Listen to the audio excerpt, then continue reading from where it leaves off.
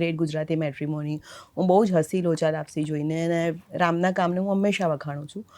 પણ ડાર્ક જે ઝોન છે કે જે ગ્રે એરિયાઝ છે લાઈફના, બહુ જ બધા લોકો આ બધી વસ્તુઓથી પસાર થઈ રહ્યા છે. સો નાસુર કન્સીવ કરેલી મેં લગભગ 2014-15માં. એની વન લાઈન અથવા તો એનો વિષય મારા મનમાં હતો. આઈ મેટ સમબડી જેની એક આટલી મોટી ઓફિસ હોય અને એને ખૂણે ખૂણે પોતાના અલગ અલગ ઝોન બનાવેલા હોય. એક ખૂણે નાની સ્ટેન્ડિંગ પેન્ટ્રી છે, આ બાજુ પ્લે ઝોન છે, આ બાજુ કાઉચ મૂકેલો છે, આ બાજુ વર્ક સ્ટેશન છે, અને એની વચ્ચે એક કાઉચ જેવો છે બેડ. અને વેન યુ સી કે આટલી બધી જાહોજલાલીવાળી જગ્યામાં આ માણસ કેટલો ગ્લુમી છે ને અંદર હી પ્રિટેન્ડેડ વેન આઈ મેટ હિમ કે બધું જ બરાબર છે. અને આઈ મેનેજ હિઝ ફિનાન્સીસ, સો આઈ નો કે પૈસે ટકે કશું જ તકલીફ નથી. પણ 40 વર્ષની ઉંમરે તમને એમ લાગે કે આ ધરાઈ ગયો છે. હવે if this is his last day, કાલે સવારે કાઉચ પર નહીં ઉઠે ને તો એને કોઈ મલાલ નહીં હોય, અને he is not enjoying what he has created. તો એ માણસ મારા મનમાં રહી ગયેલો, અને પછી એ સતત ક્યારેક ને ક્યારેક અંદરથી ઊભો થાય અને કયા કરે કે કશું કરો મારું. સો એમ કરતાં કરતાં નાસુર બની કે I never met that fellow again in my life. I had no guts. અમારી એનર્જી બહુ જુદી હતી. એટલે ભલે હું ડાર્ક લખતી હોઉં, પણ હું પોતે બહુ જ શાંત. ના, એવું કંઈ એ તો મારા ઘરવાળાને પૂછી શકો છો તમે કેટલી શાંત કહેશે. પણ હું પોતે બેઝિકલી મને એવું લાગે કે આઈ એમ અ હેપી સોલ. બનવા જોગ છે, કારણ કે તમે જે લખો છો એવા જ તમે વ્યક્તિ છો. એવું એક્ઝેક્ટલી એ નથી. રીતે તો રામે તો કેટલું બધું ઇતિહાસમાં જ રહેવું પડે. એટલે એને તો મોટી પાઘડી ને તલવાર લઈને આવવું પડે રામે. તલવાર બલવારો લઈ શકે, ઘોડા પર જ ફરવું પડે. પણ આ વિષયો બહુ જુદા છે, બહુ સુંદર રીતે. અને fortunately Naishadbhai, I got very good producer. Hitubai was always there in mind when you So when I narrated the story, it was only the producer and the director. We were discussing some other subject, and they said that કે યાર કશું આમ બધું હલાઈ નાખે લોકોને, એવું કરવું છે ને આમ તેમને. મેં તો યાર આવા બધા વિચારો આવે છે, પણ when it really comes to investing X amount into this kind of project, લોકો 5 પગલાને બદલે 10 પગલા પાછળ ખસી જતા હોય છે. અને he said we really want to make something like that. So આ ફિલ્મ તમે જે રીતે વિચારો છો એ પ્રકારની ધારો કે સફળતા નથી મેળવતી, ત્યારે લેખક તરીકે શું ફીલ? બહુ જ ઓનેસ્ટલી મને જરાય દુઃખ નથી. કારણ કે જ્યારે હું એમને નેરેટ કરતી હતી અને મને એવું હતું કે જેમ મેં કહ્યું એમ કે તમે પ્રેમમાં પડ્યા છો, પણ એટલા જ ઊંડાણથી, એટલી જ ઇન્ટેન્સિટીથી બીજા લોકો પણ તમે જે પાત્ર શોધી લાયા છો એને પ્રેમ કરી શકશે, સ્વીકારી શકશે.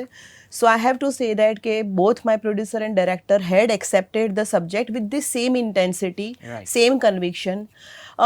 અને અગેન ક્યાંક ને ક્યાંક એ ટ્રાન્સલેશન 19-20 થાય, પણ મને કોઈ જ ફરિયાદ નથી. અને વી ઓલવેઝ ન્યૂ કે this film is not going to be for mass. Film એવી જ બની છે જેવી તમે કાગળિયામાં જોઈતી કે તમારા દિમાગમાં? જો થોડોક ફરક તો પડવાનો, કારણ કે there are lot of people involve.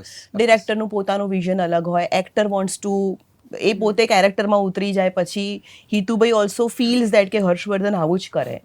So then I think કે મેં મારું કામ કરીને આપી દીધું, અને I really respect કે now it is director's film. And that's a boundary Once also the you are final supposed script to is follow. given to them, I was always on the floor most of the time, but I never intervened unless asked for. Correct. So જેવી હતી એવી જ તો obviously complete replica તો નથી હોતી, but I am happy. I have no complaints. અને we always knew કે it's not going to be a film for the mass. Correct. લોચા લાપસી? એટલે બેઝિકલી જ્યારે ફર્સ્ટ ફિલ્મ મેં લખી બાગડ બિલ્લા, તો એનું શૂટિંગ કરવા અમે લોકો વિરમગામ સાઈડ ગયા હતા. અને એનું સ્કેડ્યુલ પત્યું, તો જ્યારે ઘરે આવ્યો તો બીજા દિવસે મેં એવું વિચાર્યું કે વિરમગામથી આગળ જે રસ્તો જાય છે ત્યાં આગળ શું સ્ટોરી હોઈ શકે. અને એ રીતે મેં થોડીક આગળની સ્ટોરી બનાવી. પછી મને થયું કે ઓકે, આમાં બી ગાડી આવી ગઈ છે.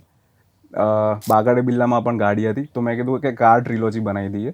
3 થ્રિલર, ત્રણેયમાં કાર પણ એક પાત્ર હોય. એટલે પહેલી બાગડ બિલ્લા, બીજી લોચા લાપસી, અને ત્રીજી જે નેક્સ્ટ યર આવશે એનું નામ સરપ્રાઈઝ છે. તો ત્રણેયમાં નાટક એટલે ફિલ્મનું નામ સરપ્રાઈઝ છે કે ફિલ્મ સરપ્રાઈઝ? ફિલ્મનું નામ સરપ્રાઈઝ છે. એટલે કાર ટ્રિલોજી છે.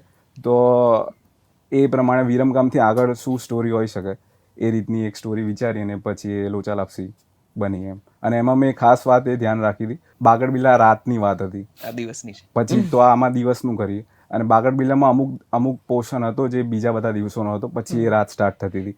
તો લોચા લાપસી વખતે મેં એવું ટ્રાય કર્યો કે આ જ દિવસમાં જ રહેવું જોઈએ. એટલે કોઈક વાર એવું થયું કે ફ્લેશબેકની જરૂર છે તો બીજા કોઈ દિવસમાં, પણ મેં કીધું ના, ગમે તે કરી આમાં જ રહીએ, એટલે કપડાં બી ચેન્જ ના થવા પડે અને દિવસ પણ ના બદલાવો જોઈએ. મૌલિન, આ બધી વાતો જ્યારે તમે કહો છો ત્યારે અમને સમજાય છે કે આ એક પ્રકારની ટ્રિલોજીમાં થતું મેકિંગ છે, હા. અથવા તો એ રીતે આવતી ફિલ્મો છે. આ ટ્રાન્સલેટ થયું ઓડિયન્સ સુધી, આ વાત પહોંચી તમને મે લાગે બી છે? કે પહેલી લોકોને આ ફિલ્મ, વાતની ખબર છે ખરી? એટલે પહેલી ફિલ્મ એટલી કદાચ નથી જોવાઈ, પણ લોચા લાપસી થોડીક વધારે માત્રામાં જોવાઈ છે, અને બીકોઝ ઓફ મલ્હાર ઠાકર બી. તો અમે કીધું પણ હતું કે કાર ટ્રિલોજી છે. હવે ત્રીજી ફિલ્મ આવી રહી છે તો કહી રહ્યા છે કે કાર ટ્રિલોજી છે. એટલે આગળની બે જોઈ આવો પછી આ જુઓ, એવું? એ પણ તમે ગણી શકો છો. ચાલો, ટ્રિલોજીનો કોઈ પ્રયોગ ગુજરાતી ભાષામાં થઈ રહ્યો છે, એ પણ એક બહુ જ જાણીને આનંદ થાય એવી એક ઘટના તો ચોક્કસથી છે.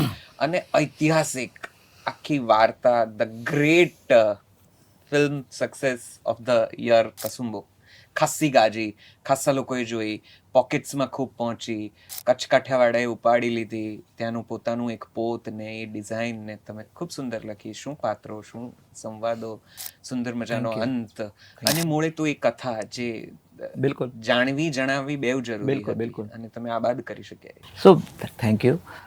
સૌથી પહેલાં નિશિતભાઈ, એ ન આવી હોત જો કોરોના આવ્યો હોત. કોરોના તો પહેલાં આવ્યો હોત 2021માં, પણ કોરોનાના કારણે વિજય મૂળ આ નવલકથા વિમલકુમાર ધામીની વાંચી હતી, અમર બલિદાન. અને એણે કીધું કે આપણે અહીંયા જો ડ્યુ ક્રેડિટની વાત બહુ ઇન્ટરેસ્ટિંગ હું જોડું આમાં, કે વિમલકુમાર ધામીની નવલકથા અમર બલિદાન વિજયે વાંચી, અને વિજય મને કીધું કે એક નોવેલ વાંચી છે, આપણે એનું એડેપ્ટેશન કરવાનું છે, બિકોઝ ઇટ્સ નોવેલ છે ને, બહુ જૂના સમયની લખાયેલી કથા છે, તું એકવાર વાંચી લે. મેં નોવેલ વાંચી, મને કે આપણે આના પરથી ફિલ્મ કરવી છે. પછી કોરોના આવ્યો અને સરકારના પેલા નિયમો કે 35 જણા સેટ ઉપર રહી શકે, એટલે વિજય કીધું આ તો શક્ય જ નથી. અને પછી એના અભાવે અમારે 21મી ટિફિન આવી, અને પાછા એ અમે લોકડાઉનમાં શૂટ કરી. આફ્ટર 21મી ટિફિન પાછું ચાલુ કર્યું. એટલે આખું રાઇટિંગ પ્રોસેસ 2.5 વર્ષની રહી કસુંબોની. જ્યારે આખી એડેપ્ટેડ થઈ ગઈ ને સ્ક્રિપ્ટ, ત્યારે અમારા ઈપીથી માંડી બધાએ જોયું કે 70% વાર્તા એડ થઈ છે, જે ઐતિહાસિક તથ્યો સાથે જ. એવું નહીં કે અમે મારું ઘરનું ફિક્શન નાખ્યું છે. ત્યારે એક વાત એવી આવી કે વિમલકુમાર ધામીને મળ્યા, અમે એને સાઇનિંગ અમે જે લખતા પહેલાં એને અમાઉન્ટ આપી, ચેક આપ્યા, ફોટા પડાવ્યા, બધું કર્યું, અને કીધું કે અમે આ કોપીરાઇટ લઈએ છીએ. તો એક વાત એવી આવી, અહીંયા વિજય ઈચ્છત તો ત્યાં એડેપ્ટેશન ફ્રોમ વિમલકુમાર ધામી એમ કરીને, બેઝડ ઓન વિમલકુમાર ધામી એટલું કરીને છૂટી ગયો હોત. એટલે સ્ટોરીમાં એ ડિરેક્ટર તરીકે પોતાનું નામ નાખી શકે, કંઈ પણ કરી શક્યો હોત, પણ એ મેક શ્યોર કે સ્ટોરી બાય વિમલકુમાર ધામી. પેલું તો બધામાં ખરું કે એડેપ્ટેડ એમ, તો ત્યાં મને એઝ અ રાઇટર બહુ સારું લાગે કે હું એવા મેકરની આસપાસ છું જે રાઇટરના કામને બહુ રિસ્પેક્ટ આપી રહ્યા છે. તો વિજયગીરી બાવા અને ટ્વિંકલે આખી આ કસુંબો ક્રિએટ કરી. અને બીજું નિશિતભાઈ, એ લોકો ન હોત તો કસુંબો ન બની હોત, કારણ કે આજે હિંમત કરવી, આટલો મોટો સેટ ઊભો કરવો, કેટલી મોટી સ્ટારકાસ્ટ, અને આટલા બધા એક્ટર્સને ઓનબોર્ડ લાવવા, બધાને કન્વિન્સ કરવા, એનું વિશ્વ ક્રિએટ કરવું, અને ઇટ્સ અ હ્યુજ. આખું જ્યારે હ્યુજ બોલું છું ત્યારે જેન્યુનમાં સેન્સમાં હ્યુજ કામ થયું છે. આજે હું આ બોલી રહ્યો છું ત્યારે એ લોકોના પ્રોડક્શન વિજયગીરી ફિલ્મ્સના 11 વર્ષ આજે પૂરા થયા છે. સો એ લોકો એક દાયકાથી એ લોકો સ્ટોરીને પ્રેમ કરે છે, એમના માટે વાર્તા બહુ મહત્વની છે. એ કહે છે વાર્તાને આપણે વફાદાર રહીએ. તો કસુંબો મારા માટે એક એવો પ્રોજેક્ટ છે મારા કરિયરમાં, એવા મોમેન્ટ આવીને ઊભી રહી છે જ્યાં મને વધુ એક્સપેરિમેન્ટ કરવાના સાહસની નવી પાંખો ખોલી છે, કે હું આ પણ એક્સપ્લોર કરું.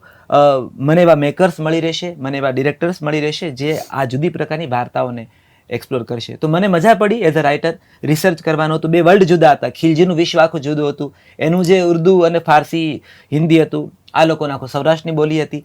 તો ત્યાં મને મારું રીડિંગ બહુ કામ લાગ્યું. એટલે એક રાઇટર જ્યારે કોન્સ્ટન્ટ રીડિંગ કરતો હોય ને, ત્યારે એને કેટલી હેલ્પ થાય છે લિટરેચરમાંથી, એનો મને એક બહુ સીધો ફાયદો કસુંબોમાં થયો છે.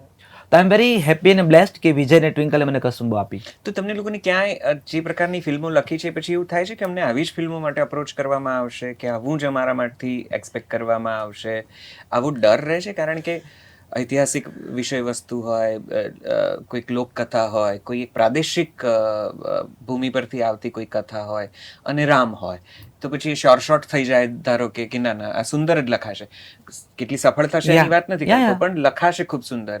કોઈક પૌરાણિક હોય, કંઈક માઇથોલોજી કે એવા બધામાંથી, તો સતત Ram is known for this kind of stories, અથવા તો અર્બન હવે કે ભાઈ ગર્લ્સ બોયઝના પર્સપેક્ટિવ કે એ પ્રકારની તમે ઢાંચામાં બંધાઈ જતા હોય એવા એવા અનુભવો થયા છે